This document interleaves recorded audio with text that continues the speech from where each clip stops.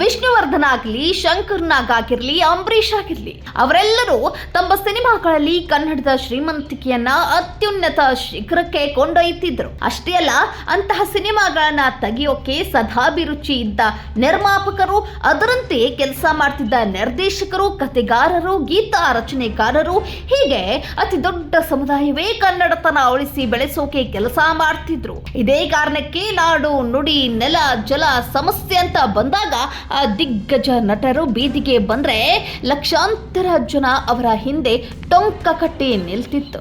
ಆದ್ರೀಗ ಅಂಥ ಪರಿಸ್ಥಿತಿ ಇಲ್ಲ. ಇವತ್ತು ಕನ್ನಡ ನೆಲ, ಜಲ, ಭಾಷೆ ಬಗ್ಗೆ ಹೋಗ್ಲಿ, ಚಂದನವನದಲ್ಲಿರೋ ಕಲಾವಿದರ ಸಿನಿಮಾಗಳಿಗೆ ಎದುರಾಗುತ್ತಿರೋ ಸಮಸ್ಯೆಗಳಿಗೆ ಪರಿಹಾರ ಕಂಡುಕೊಳ್ಳೋಕೂ ಸಿನಿಮಾ ಮಂದಿ ಒಟ್ಟಾಗಿ ಸೇರ್ತಿಲ್ಲ.